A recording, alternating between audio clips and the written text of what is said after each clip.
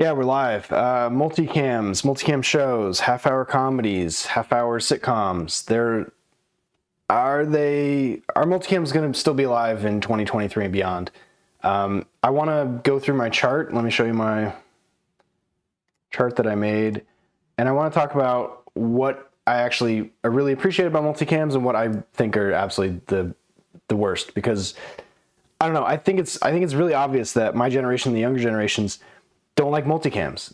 They don't like three-camera comedies. It's an old, antiquated, out-of-date way of movies and television specifically that I think it's going the way of the dinosaur. But I think there's certain things about multi-camera shows that we can learn from, that as filmmakers, as storytellers, as TV appreciators, that multicams may on the surface not offer anything to us, but actually when you actually dig deeper and actually look at what they're doing, there's actually something worthwhile there. Not a lot of it. The audience laugh track is nails on a chalkboard every single time I hear it. Admittedly, I'll go back through and watch Friends or How I Met Your Mother, and I don't hate it as much as I thought, but the pause for laughter, the playing for the audience of it all, I find to be not my style. And I think based on the fact that there's less and less multiple camera shows every year, and almost all the comedies even become single camera, which is the same thing as movies basically. I think that's an indication of how things are evolving. I think you can also relate that to the fact that more so now than ever, TV and movies are becoming one and the same thing. The structure of how you write them may be a little bit different, but the actual aesthetic appreciation of it, the watching it for the sake of watching it, more so now than ever, TV shows have become like films, visually.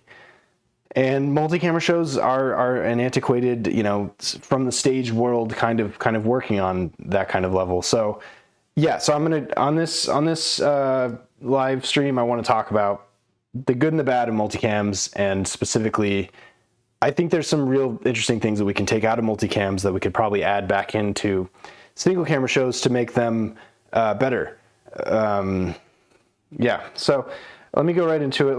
Let me first talk about this, because I think this is really interesting. When I was doing research, I found that there's this article on What's on Netflix from 18 months ago. So I think this was March 2021, May 2021, talking about how Netflix in like 2018 to 2019 ordered 17 on this list, but 18 if you include that 90 show that's coming out, which is the second sequel to that 70 show.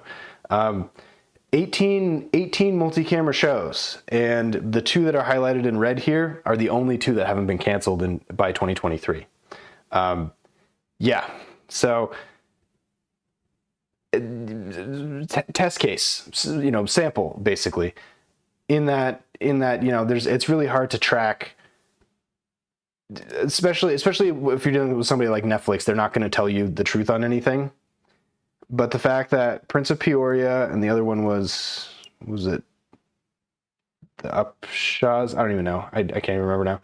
My point is, 18 shows and three of them are still alive. And so, case study with all the asterisks next to it, Netflix went hard on multi-camera sitcoms, three-camera sitcoms, traditional network style, bright lighting, people throwing into the crowd, the laugh track, all of that. They went hard, and they canceled almost all of them. And, I don't know what conclusions we can draw to that other than the fact that, Netflix cancels stuff that doesn't work, but then also Netflix is now famous for canceling stuff that people like, and people are trying to figure out why stuff gets canceled, and the answer is it's Netflix. Who knows? But I do think it's very interesting that there's this enormous dearth of none of these shows. I think I watched the pilot for almost every one of these shows, because I make a point to watch the first episode of everything, and hard pass on every single thing on this list by far. They're all gone now. So the only ones that aren't are Prince of Peoria, and I think I don't know. I think it's the Upshaws, and then the last one is that 90 show, which only exists because of the ranch, which only exists because of that 70 show. And only exists really because Ashton Kutcher is Ashton Kutcher. Let's be honest. They made a sequel to that 70 show when it was ending called That 80 Show. It had Glenn Howerton from Always Sunny in Philadelphia. as the main character, and it didn't work. It just didn't. That's a thing that happens. Shows get canceled and die all the time, especially in the network world. It's a thing that happens. However, they made The Ranch, and The Ranch did well enough that... Oh man, I'm peeking. Hold on. It's because I'm shouting. The Ranch did well enough that even with the Danny Masterson controversy, which is just so many layers of yikes, I don't even want to talk about it, because that's how you get demonetized. They canceled The Ranch, but they went ahead and tried to redo that 70s show, calling it that 90s show. And again, nothing about this. It looks very much like that 70s show, which is a show I really appreciate. And when it's on and I'm just fooling around, I'll watch it because I like it. I grew up with it. I understand the characters. It's hard to look at Danny Masterson, knowing everything now. But nothing about that 90s show appeals to me even a little bit. It feels incredibly dated. So, but Netflix is trying for it. It's coming out January 19th. So, I think the most recent multi-camera show that you can consider a hit or like a big show is The Big Bang Theory. Again, it's a Chuck Lorre property. He also did 2.5 Men. He's done so many things. I think he did Mike and Molly. He did Two Broke Girls. Did he produce Whitney? I don't know if he produced Whitney. I know he produced Two Broke Girls. Anyway, again, nothing about this appealed to me. I had friends who watched Big Bang Theory, but it's just not me. I could do an entire rant about why Big Bang Theory basically isn't about nerds.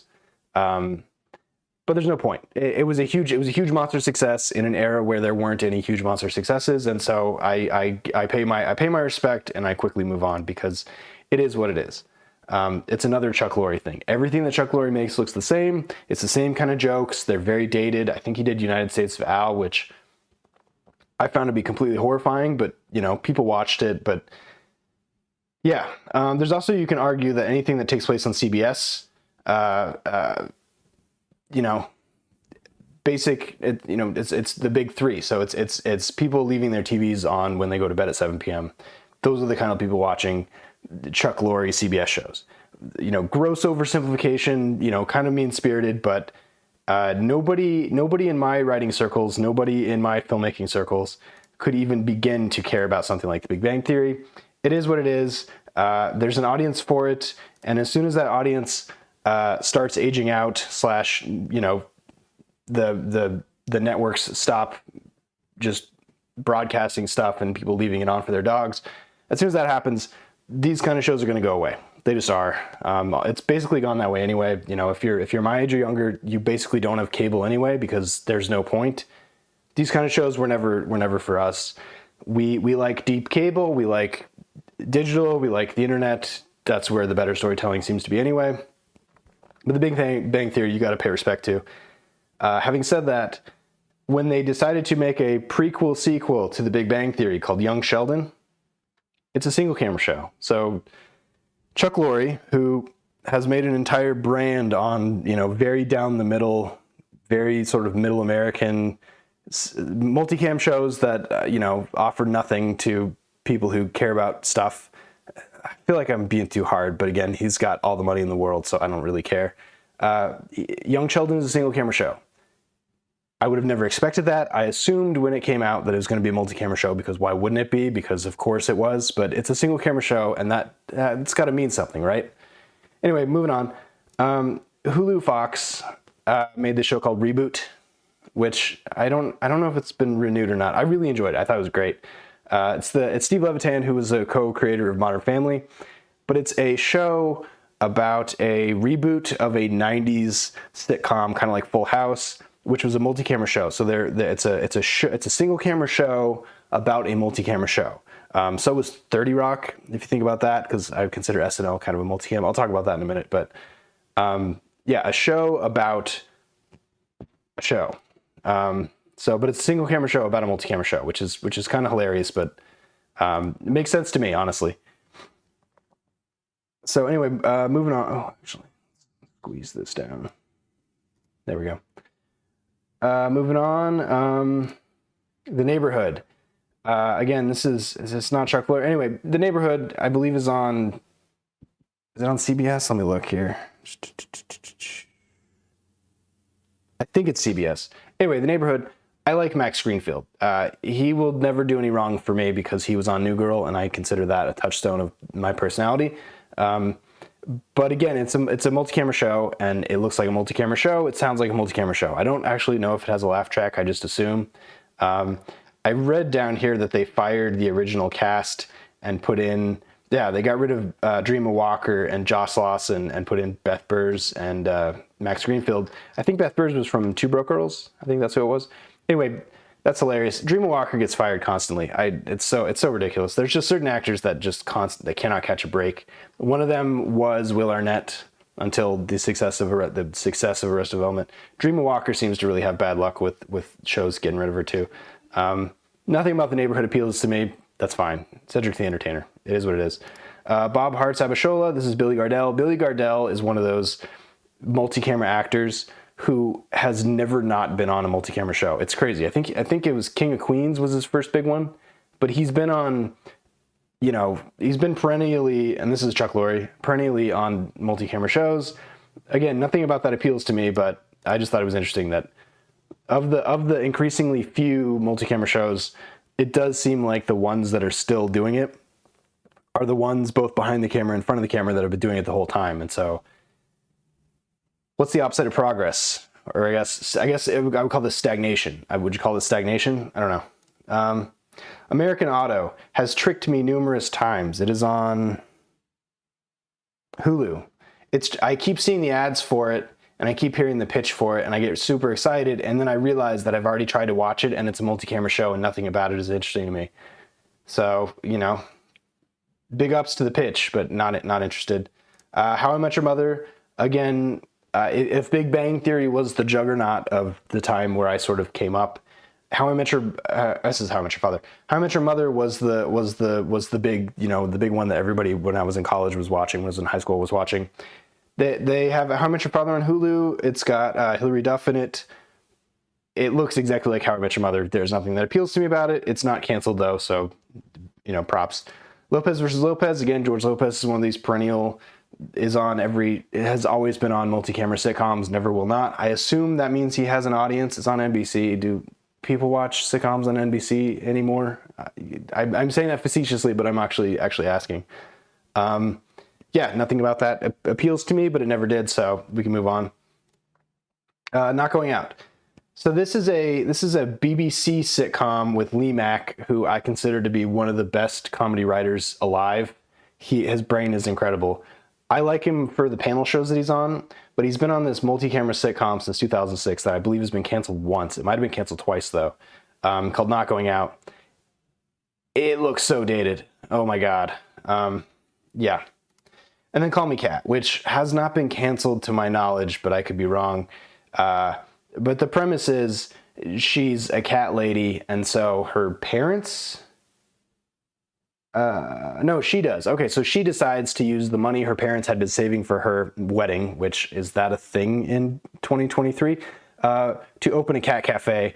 And it's a really broad, kind of offensive, very low bar to hit multi-camera sitcom with Mayim Bialik from Big Bang Theory, but also Blossom and also Jeopardy. Again, even if you ignore the critic reviews, this show seems like who was this meant for? But that's fine. My point is, multicams, they have an aesthetic that's really hard to deal with. They just do. I don't think I'm speaking out of school when I say that. I like my television, like I like my movies. I like to enjoy them. And multi-camera shows, with the really specific exceptions of Friends and maybe How I Met Your Mother if I'm having a weird day, or that 70s show. Actually, I think that 70s show I'd rank above How I Met Your Mother. With the exception of those shows, I like shows to look like movies. I just do. It seems like that's not a controversial opinion. Credit where credit's due. Friends is still the juggernaut that it's always been. It was basically a hit out of the box, and it's never not been a hit. The Office was pretty much the same way. I believe The Office had to wait most of a season to actually have success. But even other multicam shows, not The Office, but other multicam shows that you think of as touchstones of the pinnacle of multicam shows like Seinfeld, wasn't a hit until well into its third season, which is not a thing that happens anymore. So that's another thing is, arguments be made, shows get canceled too quickly. Netflix. But who's to say? Who's to say? But Friends is still the juggernaut, and I watch I catch Friends at least once a week, just in passing, because it's all over YouTube. Also, it holds up.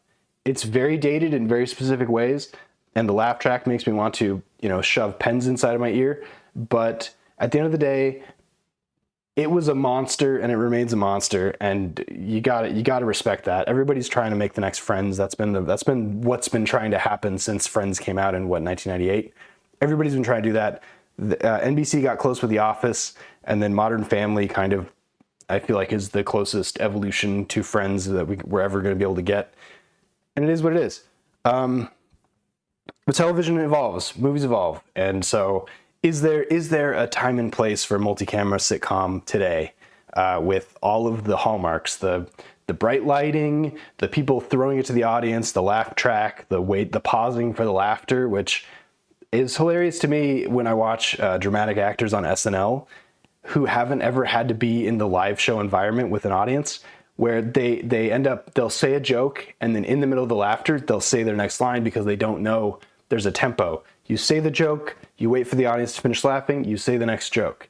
Because in dramatic and sort of filmic dialogue, filmic storytelling, you don't have an audience that's going to laugh that you have to wait for. And so you see a lot of, especially in the early scenes of SNL's, when there's a dramatic actor, it'll throw them back, especially in their monologue, because they're used to just going through their monologue, but now they have to say something, and then once the laughter starts, they wait, because if they say something during the laughter, it'll get lost, and a lot of them don't have the instinct to wait for the laughter to end because they think that feels weird. I don't disagree. Anyway, so let's go ahead and get into this big chart. So, can multicams work in 2023? I think the short answer is me and mine are not going to watch a multicam in its current form. I think the long answer is it's complicated. That's why I made a chart. Let's go ahead and get into it. So, top left here, multicam versus single cam. Why so hard? Why so easy? I kind of talked about this already, but the thing is, multicams are easy because everything is contained, everything takes place on a soundstage. If you hear anybody from Friends, who worked on Friends, part of the reason why they loved it so much is the hours were great. I believe Friends shot on a Wednesday and then rehearsed on a Wednesday and shot on a Thursday, or rehearsed on a Tuesday and shot on a Wednesday. I forget. But I think the only committed on camera hours for the Friends cast was 15 or 20 hours tops a week.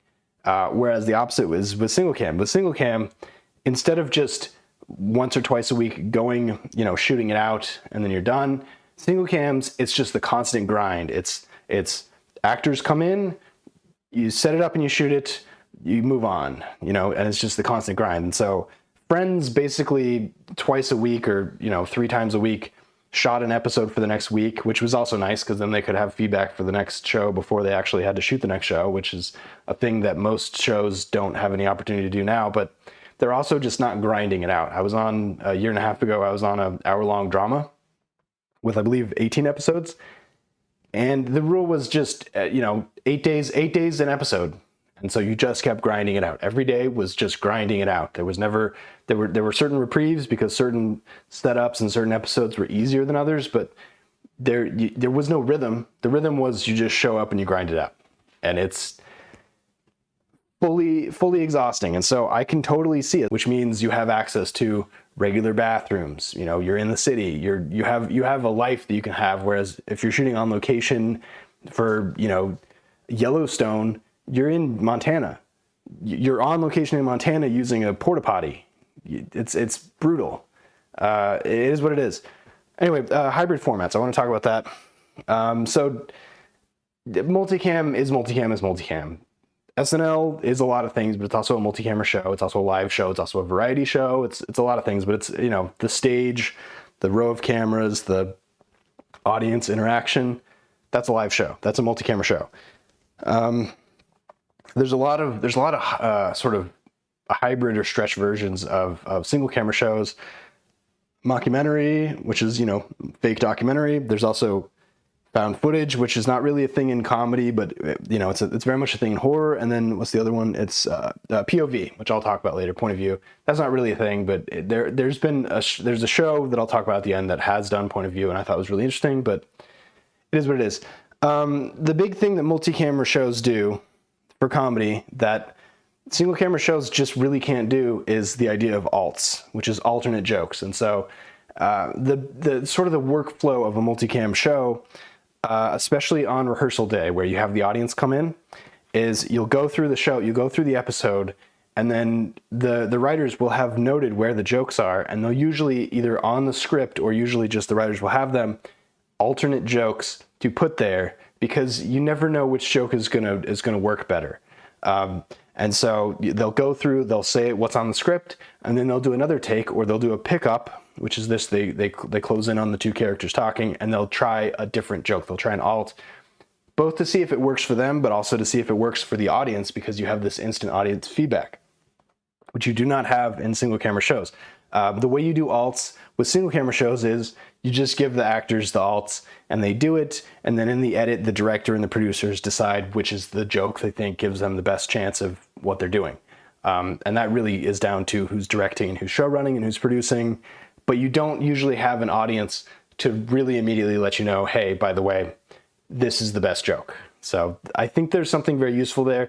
It sort of harkens back to improv comedy or stand-up comedy, where you know whether or not the joke works based on the audience responding to it. And it's very direct. The audience either laughs or it doesn't. Audiences are very fickle, which is very useful. It's also very, heart-wrenching when it fails, but that's the game. Anyway, let me do this. So let's talk about the multicam aesthetic, bottom left. Yeah, so I kind of talked about it already. It's the lit set. Everything's brightly lit. Everything is evenly lit. You don't have this sort of dramatic, dynamic noir stuff that single camera shows, especially thrillers, will have. Everything looks great because the idea is the actors have the ability to move around on the set. It's a stage play. It's basically the TV version or the recorded version of a stage play. People move around, all that kind of stuff. That's also playing to the crowd. Chandler doesn't tell Joey, when you're using the Q-tip, when you hit resistance, you stop. He doesn't do that to Joey. He does that to the room, both on set and the audience. He's doing that to everybody. He plays it big. He puts it out there. It's a play. It's not, if this were a single camera show, he would have just muttered that to Joey, and you would have seen a type between Chandler and Joey having this conversation. But because of the way the show is set up, Chandler has to give it to everybody, and that's how the joke works. And then the other thing about the multicams is the audience and laugh track. It is what it is. I'm a big believer. There's no need for a laugh track. I want to get back to the idea of having an audience come in and watch material, because even in feature films, that's what test screenings are. That's what trying stuff out is, because you're not going to get it right the first try. You're just not. It's not how it works. However, the laugh track of it all, I think the weirdest laugh track that I've ever come across was the old Scooby-Doo show had a laugh track, even though it was a cartoon. So obviously there was no audience there. That was canned laughter, and it was so weird. It was so weird. Like seeing that as a 30-something, watching a Scooby-Doo cartoon that I grew up on, and then realizing that there's this canned laugh track. It's so weird. Consequently, MASH did this thing very famously, I believe, whenever MASH was on, I'm not even gonna guess, where they had a laugh track, but because they had this episode that was so serious, because I think it was about somebody dying, they made the conscious choice, the producers and the showrunners made the conscious choice to cut the laugh track and just have it play in the stale air of what is a normal show. Revolutionary at the time, kind of standard operating procedure now, but revolutionary at the time. So, stick tap for that one if you're a Letterkenny fan. Anyway, moving on. So there are some very specific advantages and disadvantages to multicams. So let's go ahead and just walk through them. Green, it takes place on a soundstage. I've kind of already ranted about this, but soundstages versus shooting on location, I would pick soundstage every time. Yes, technically there is a cheapness, and that's kind of an aesthetic of multicams because it looks like a multicam, and so there's a artificiality about it because it's a stage kind of thing. but you can make a stage set look like on location, and a lot of times it can actually be superior to that. You don't get the absolute, pure grit that is the on location, which is a thing for sure, but the advantage of the soundstage, the advantage of having a standing set on a soundstage that you have control over is you can walk away from it. You can lock everything down. You can put the lighting the way you want. You can put the cameras the way you want it. You can walk away from it. The other thing is you can take out walls. You can take out ceilings. You can manipulate the set in a way that you couldn't do probably on location because those walls are real. Those walls are concrete. They're not made of 2x4s and some drywall and some really clever, painting. Another advantage to multicams, it shoots faster. I kind of already talked about this, badly quoting Friends, but 2 shoot days a week versus constantly shooting for months at a time, not really seeing an end, doing your best as an actor, for instance, to track where your character's supposed to be over the course of the thing, because obviously most stuff is shot out of order. This is even kind of the case in multicams, but it's kind of less of the case. Yeah, but it's faster shoots. Otherwise, if you're in a single camera format, you're just grinding it out. It is what it is. Audience feedback. Again, I kind of talked about this, but in a multi-camera show, you will get audience feedback immediately. And if you want to try something immediately, if you're the writer and you've just come up with a new idea and you actually have the status to implement that new joke while they're doing the rehearsal, you can.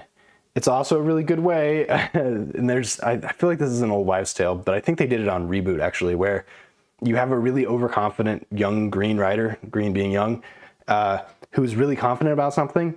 And so the showrunner goes, yeah, let's try it this way. And the actors do it, and it completely falls flat, and the writer is devastated, and that's your learning moment. It's a thing that happens, comedy is constantly evolving, but at the end of the day, the fickle nature of the audience is what you're up against. And so sometimes stuff just doesn't work. Anyway, can we even see here? Repeating lighting, blocking. Yeah, I already talked about that. The idea of being able to walk away. This is especially important with lighting because lighting takes so long, especially for single camera shows. So the idea that you could even light it single camera style, which you could. Multicams are not required to light it the way they are. It's just useful because the character can walk around and still be lit correctly. But it's not exclusively necessary. I wish I had a good example of not doing that. That felt like too much time. But the idea is you can set up the lighting without the actors there ahead of time, and then come back when the actors are there and the lighting is good. Very few adjustments. Blocking for the same way, camera blocking for the same way, all that kind of stuff. Prepping for stunts or special effects, all of that stuff. You could do it without having to actually have the actors there, which is what is so expensive usually. Anyway, let's move on to disadvantages.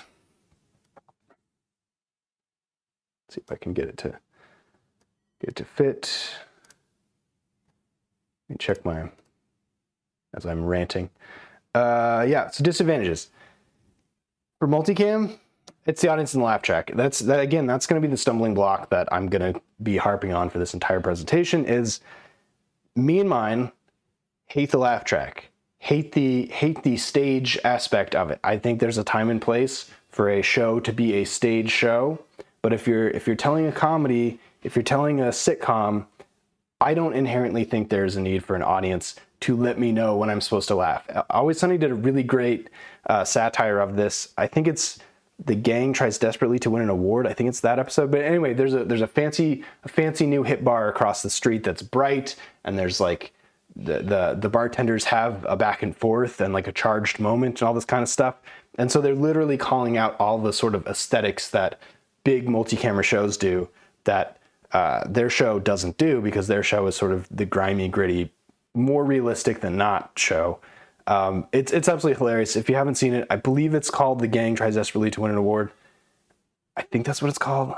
I don't know. Anyway, they find the bar, they find the crazy bar, they like it, and then they don't like it. I believe Carly Rae Jepsen plays at that bar, which is hilarious. It's a whole thing. And they take some of the stuff from it. They put Dee under a light, which is hilarious because she just looks blown out. It's really great. Anyway, and then the other disadvantages, a multicam does not look inherently cinematic. I'm talking about camera, I'm talking about blocking, I'm talking about lighting. It looks like a multi-camera show. if you see SNL, you know that it's a set. You know that it's people peering down into a set. It's just, it is what it is. You can tell immediately. And then you hear the laugh track and my ears go, no. And then the other thing is performance and joke timing, because multicams, once again, it's from the world of the stage play, whereas single camera shows are from the world of movies. Multicam shows are from the world of stage play. Even the script format is from sort of a stage play adaptation instead of a movie adaptation. And so, again, Chandler throws it to the audience. He doesn't just tell it to Joey. You know, everybody has to hear it. That's the illusion of the stage play, is the people who are supposed to hear it are supposed to hear it, and consequently, Friends does this a lot, where they go, "Can I talk to you for a second?" And then they walk like 2 feet and they have a very loud conversation that obviously everybody else can hear, but because it's a play, your brain goes, they're not meant to hear this kind of thing. I'm trying to suspension of disbelief. That's the word, suspension of disbelief. Where you don't have to do that with movies, because movies or single camera shows literally give you what you need to build the suspension of disbelief organically instead of having to force yourself to invent it. It is what it is. I don't actually find the suspension of disbelief, the here, let me talk quietly, loud, stage whisper, loud whisper. I don't find that to be a huge problem once I sort of get into the vibe of whatever I'm watching, but Anyway, the big advantage of single camera against all of these disadvantages is single cameras look like a movie. To different levels. Again, Always Sunny looks very gritty, looks very sort of almost like a harsh documentary, but you can also go the other way. Modern Family looks like a traditional, silly, quirky documentary. Atlanta looks like a neo-noir, if you call it, or a black neo-noir. I don't even know what I would call that. Atlanta looks like something incredibly different. Euphoria looks like something incredibly different, although I don't know if Euphoria I would call a half-hour comedy or a sitcom. Anyway, yeah, so let's go to the middle here. Good multi-camera shows versus bad multi-camera shows. Can I get this to fit? I could have planned this better. Okay, let me check make sure I'm not getting spammed. Okay, cool. So, I think the bad example for multi-camera show today, obviously, is any multi-camera show out right now. They all look the same because they're all basically made by the same 5 old men. And me and mine don't watch it. And it's neither here nor there. Clearly, it's not made for us. So that's fine. I'm cool with that. But yeah, it looks and sounds hideous to me. And I have to constantly remind myself that the quality of the writing should dictate whether or not I like it, because when it comes to feature films, when it comes to single camera shows, the quality of the writing is what's going to make me stay. Everything starts and ends with the script, and multicams are inherently not all that different from single cams, except for the format of the joke waiting for the laugh, the joke waiting for the laugh, which is a falling off. Unfortunately, because so few people, it seems, just anecdotally, that are willing to work on, or at least willing to sell multi-camera shows now are Chuck Lorre and his, the types of jokes, the types of content, the sort of point of view is gross. It's yucky. It's not for me. It's not mine. It's not mine. It's not anybody I work with. It just isn't, and that's fine. All shows are not for everyone. Most shows are not for everyone. It wouldn't make sense for a show to be universally. The exception that proves the rule, obviously, is Friends or The Office. So, but yeah, the bad example of a show, any multicam route right now, honestly, because they all look the same and they all sound like Chuck Lorre, and not a fan. So, good examples. You can go through the history of it, because multi-camera shows were way more of a thing than single camera shows, because traditionally they've been so much easier to shoot, which is why hour-long dramas or half-hour dramas until recently have been more popular, because they're much harder to shoot, but they're not doing the stage play thing that multicams were. So anyway, the Mary Tyler Moore Show, film school. Yeah. I Love Lucy. Everybody knows what it is. Wandavision did an entire episode about it. So I think that she did Mary Tyler Moore also. I don't know. Friends, I think, is the juggernaut that everybody wishes they could get the next Friends. Matthew Perry tries every year to very little success to get another successful show out there. And he has the ability to get it out there because he was on Friends, but that shows you how fickle and how difficult it is to have a show be a success, because Matthew Perry is making a show every year without fail. And he's gone on record saying it's so much harder to make shows now because they're all single camera shows, which means your time commitment, the level of investment, the money investment, all of it is so much more than what Friends was, which was a bunch of people in their early 20s fooling around on a soundstage in California. Like, it's a different animal. And so I think he more than probably any other person in the world understands the nuances of why Friends is such a unicorn, such an exception. Moving on, Seinfeld. Again, Seinfeld wasn't a hit until I think its third or fourth season, which is not a thing that happens anymore. Yeah, but again, Seinfeld is appreciated for its incredibly high level of writing. It's a multicam, so it's a sort of a misconception of younger people that only single camera shows are well written. That's only really the case because of the Chuck Lorre of it all. Seinfeld remains a monster. Like, I go back and I watch and I read the scripts of Seinfeld, and they are absolute monster scripts. And then, the most recent, the one that you got to acknowledge is Big Bang Theory. Again, Chuck Lorre, not for me. I find the entire premise and the entire way they went about it caustic and a gross misunderstanding of nerd culture as an idea, but it was a monster hit. Congratulations, old people, you won the argument. Anyway, moving on. So, I think there's really specific ways to adapt the workflow. I don't know how I'm going to do this, actually.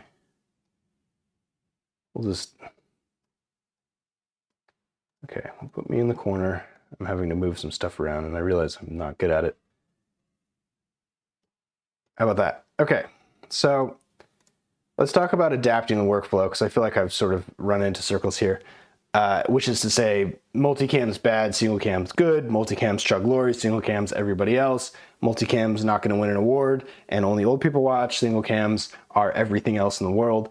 But that's not even really true, because I want to point to Always Sunny in Philadelphia as an example of a show that, because of budgetary restrictions, which is going to be a theme on the other shows I talk about, had to take some of the best practices from multicams, standing sets on sound stages, shooting multiple cameras, abandoning the filmic look for a cheaper, sort of more, dad's camcorder kind of look, in favor of doing other things like getting the performances right and getting to go to Philadelphia once a year to shoot as much as they can.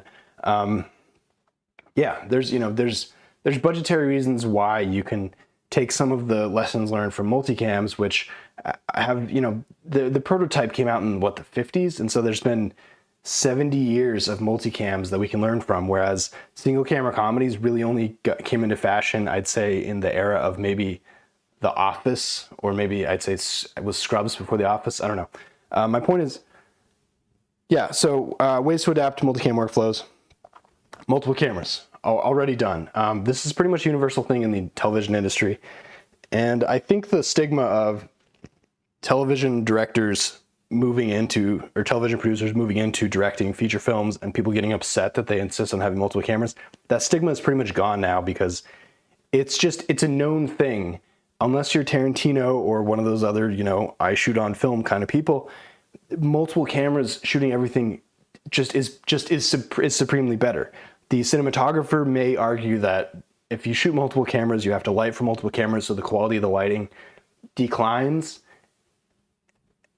I guess, but I would also, there's definitely an entire army of cinematographers who are absolute, Jedi at lighting multiple cameras and it looking at least as good as single camera. So is that even a thing anymore? I don't know. So multiple cameras, Always Sunny does it, all TV does it. Again, the hour long, mostly on location show that I was on shot 4 cameras consistently. If it was a stunt, it was more like 15. It's a thing, but they had A, B, C, D camera on set at all times. It was wild. The camera truck was the size of half the rest of the fleet. It was wild. Sets on stages instead of on location. Again, this is the blocking camera lighting thing. This is kind of a thing that's always been the case, because it is just measurably easier to work on a set on a soundstage, like a standing set, like a replica of the actual location, than it is to go on location. In the same way, it's fancy to shoot on film right now. It's fancy to, shoot on location in Manhattan right now. It's not strictly necessary, and there are advantages. Yeah. So, but that's always kind of been the thing anyway. So shows usually, even single camera shows that love to be on location, usually have a few standing sets at a soundstage somewhere because it's just cheaper. It's just easier. It's just a little bit more efficient. And sometimes you can't go to the location that you want to. So, like space. Shoot everything instead of shoot for the edit. So this is a film school thing, and they tell directors this constantly: shoot for the edit. And when you're telling a student filmmaker this, I don't actually disagree, because student filmmakers are so green, they're so inexperienced, that they do kind of just want to get everything, and then when they're going to the edit, it's just pure chaos because they have so much and they don't know what is important to pick and choose. And so by that logic, yes, I totally agree, shoot for the edit. But when you're actually making a television show that has an aesthetic and a system and the train is already moving, get everything, because you don't know what you're going to miss. So, which was the whole point of multicams to begin with, is get everything as efficiently and as quickly as possible, and then edit it together, because you have every camera angle you're ever going to need. That's very much a thing that's pretty much been implemented in every show at this point anyway, and a lot of movies. So, and then the audience. So, the audience of it all, let me try to zoom in on this. Here we go. So the audience of it all. That's where it's really interesting, because obviously I've been really harping about the fact that the laugh track, the audience telling me when I'm supposed to laugh kind of thing, quoting Always Sunny again. I hate it. I hate it. I tolerate it with friends. I tolerate it with That 70s Show, but I hate it. It makes me feel like I'm not part of it. So, because my favorite thing to do, the thing that makes me be watching, be invested, be emotionally involved in movies and TV, is I'm part of the story. I'm experiencing the story. It's being presented to me, obviously. I'm being shown what I need to be shown, but I'm part of the story. And when the audience comes, that means somebody else is part of the story. Don't forget, you're supposed to laugh and everybody else is supposed to laugh. It's not my thing. Having said that, again, the hardest rooms for comedy are the silent rooms. Every SNL cast member talks about their audition, where they go in front of Tina Fey and Lorne Michaels and whoever else is there, and the audition, and it's a disaster. They start freaking out, they start bombing because it's silent, and then Tina Fey or Lorne or somebody chuckles, and then all the confidence comes back and they end up nailing their audition. That's very much the same thing. That's why stand-up comedy is what it is. That's why stand-up comedians, the only way to do stand-up comedy is to do stand-up comedy. Like, if I don't want to mention any, if fancy comedian who's done 20 HBO specials needs to do another HBO special, he's going to spend 6 months or a year doing every room he could possibly get into, developing his material so that when he's ready to shoot his HBO special, he will have tested and refined and polished and refined and polished and moved around his entire set, joke by joke, pause by pause, so that his 60 minutes is absolutely watertight. And the only way to do that is with constant audience feedback. Not only, staying sharp in the joke writing and the performing of it, but actually the audience feedback of, this gets a huge laugh here, so I'm going to put this huge laugh here, and therefore put this thing here. Gabe Iglesias, I forget when he talked about it, but he talked about this. He actually, I don't know if he came up with it or if Ralphie May came up with it, but they gave themselves a point system, and so you need to get X amount of, the goal is to get X amount of points over the course of a night. So if you're doing one room that night, I think it's Gabe, and he talks about how he's going to do his 4 big jokes that he always does that just, keep the vibe good. But then he intentionally writes in new jokes either inside of those jokes or puts them next to those jokes to try them out. The idea being he gets points for however many new jokes he puts into his set, whether or not they work. And he does write down where they work. A lot of comedians record the thing, and so they listen to the laughter, listen to it back. Some of them don't. Yeah, very much the same thing here with comedy. The reason multicam sitcoms, part of the reason why they have audiences is so the writers and the performers get that instant feedback, get that, joke, laughter, joke, big laugh, joke, dead air because joke bombed. Like you don't get that in a single camera show. You kind of get it in the edit, but then the edit bay usually has fancy people sitting in the back row of the edit bay. Those people are, if they laugh at all, are going to not laugh at the same stuff that the general audience laughs at. So yeah. What I think actually could be very, very useful is taking the elements out of the single camera, taking the elements out of the multi-camera stuff and putting them into single camera stuff, the way Always Sunny has done it. I do want to talk about Arrested Development as a case study also. I talked about Always Sunny and the fact that they use multiple cameras and they use cheap sets and they use cheap cameras specifically to focus on the writing and maximizing their dollar when they're making it. Arrested Development, if you know anything about them, a beloved show, a critically loved show. It never really did well, world-wise or, like audience-wise. But the reason it's the way it is, the reason it's this really intense mockumentary that's just bam, bam, bam, bam, bam, fast, fast, and fast, is because they were trying to save money wherever they could. So they did shoulder-mounted sort of news cameras, very similar to Always Sunny, to save money. That also saved in having to light stuff, but they also gave, because it's a mockumentary, back when mockumentaries were not really a thing still, it gave them an opportunity to tell a story, to have a narrative explanation why it looks the way it looks, which is not to say bad, but it's definitely, I would say Arrested Development looks like any cheap HGTV, house remodeling show now, which is hilarious that's how it's come full circle. But it was a conscious choice to save money and save time. And the other thing they did that was so crazy was if there were any plot holes or if there were any jokes that they couldn't fit into when they shot it, that's where they had the narration. That's where they had, stock footage or the footage not found stuff, the other stuff that they added back into the edit. One thing they didn't have was an audience interaction with it. So, if they really wanted to make it an absolute bulletproof thing specifically, they would have an audience reaction. That was never going to be what they did, and at the time, that was never going to be a thing. In the third season, when they knew they were going to get canceled, half the show was spent trying to convince people to share it with other people, and it was played as a joke. But who was it? It's not Mitch Hurwitz. Anyway, the redheaded guy, that Ron Howard, he literally said at one point in one of the episodes, "Please tell your friends about us." Like that was played for a joke, but it's literally what Arrested Development was trying to do, to try to have a conversation with the audience. And so, jumping off of that, I think some things we can learn from both multi-camera sitcoms and single camera sitcoms to make a more efficient, to make a better sitcom, to make my ideal half-hour comedy, because half-hour comedy is not going to go away. Multi-camera comedies, the way Chuck Lorre makes them, I do not care. I do not care if they go away. I do not care if they stay. If they're displacing other properties, that's where I'm a little upset, but I'm not a film financier, and I'm certainly not, a studio head. The more deliberate camera that single camera shows do, you can make a sitcom have a more deliberate camera. You can change the lighting, you can make the lighting more dynamic, less perfect. One of the big criticisms why Rob got fat, why Rob got so big, was he was watching Friends and these other shows where, by season 4, 5, and 6, when they all became millionaires in their respective shows, they all looked better. They were healthier, they had better teeth, they had all these things. And so his joke was, well, if you're a regular person, you're going to either look the same or worse. Why not look way worse? And that's why he put on, 60 pounds or whatever. It was absolutely hilarious. And then he became super cut later, which was also hilarious. Anyway, yeah, so the next blue card down, narrative excuses for the look or cheapness.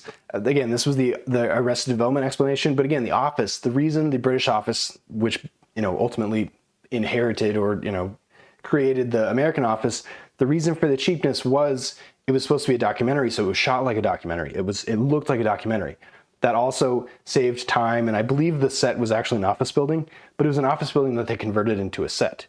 Like everywhere that didn't have where the cameras were looking was working like a set. The makeup artist was sitting at the reception area, which is still a thing that happens even on this on location show.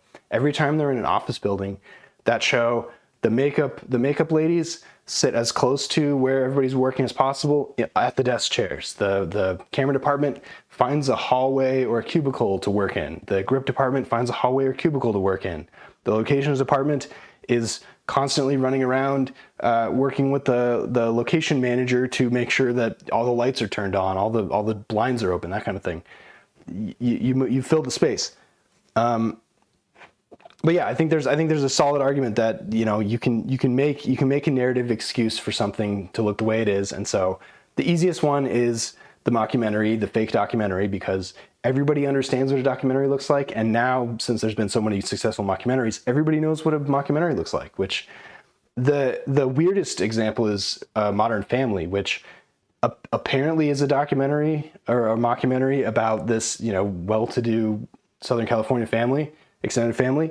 But in reality, it's a really high dollar single camera show where they literally have the camera operator shake the camera to give the illusion of it being handheld the way Always Sunny or Arrested Development would have already done it.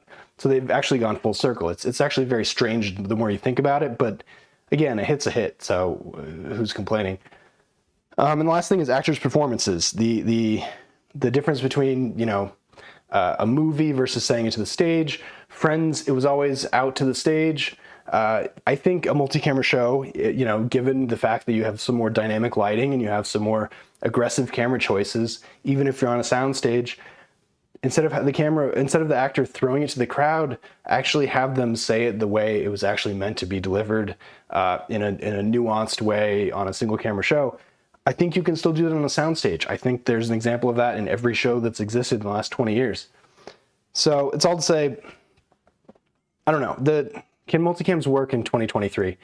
The Chuck Lorre definition of multicam, it's going to be less and less every year. People watching it. I mean, again, HBO axed an entire campaign of multi-camera shows, or not HBO, sorry, Netflix axed an entire campaign of multi-camera shows because they ran the numbers, and it seemed like, at least at the moment they did, which was 2021, it just wasn't like, it wasn't gonna, something that we don't understand about how they do their math, which remains to be the case to this day, proved that the entire format of multi-camera show just doesn't work, with the exception of the three. But I can tell you right now, I have no faith in that 90s show. I think there's a reasonable chance that 90s show is going to be a monster success for Netflix and everybody's going to watch it. And by everybody, I mean old people. But me and mine, it holds no appeal. Ashton Kutcher has completely lost all of his shine to us. The Danny Masterson of it all is absolutely horrific. And the fact that they're still trying to polish this turd, even after the Danny Masterson of it all, is above my pay grade. It just is. For what it's worth, it looks like Bonnie Turner and Lizzie Turner are the creators, are the co-creators in this, which were the ones for that 70s show. So, you know, respect. They're also very old now, just saying.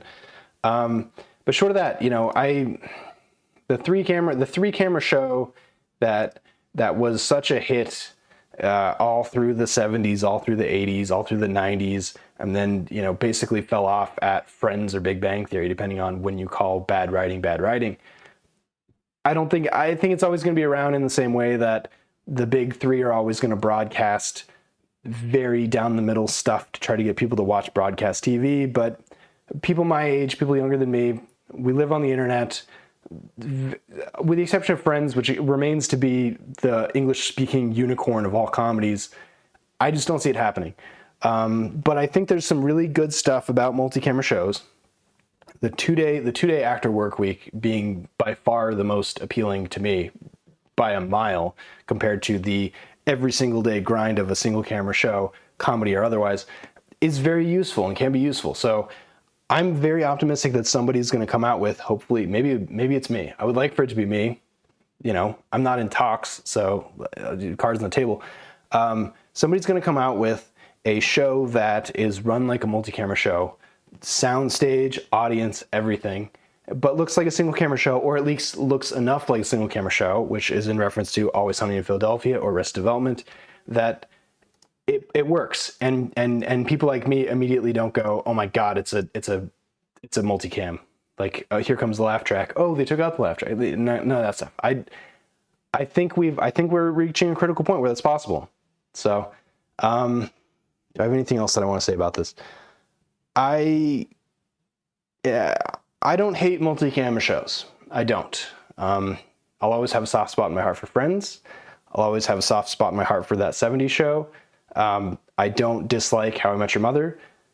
Almost every other multi-camera show, especially since I've been a grown-up, has been nails on a chalkboard for me. And to be fair, a lot of other shows that are single-camera shows have also been nails on a chalkboard. But for some reason, there's just a datedness of the multi-camera show format that, unless you're Saturday Night Live, where it makes sense because it's a live show, you know, I'd like to see those resources go into a new generation of filmmakers creating multi-camera shows that don't look and act like multi-camera shows. That's what I want.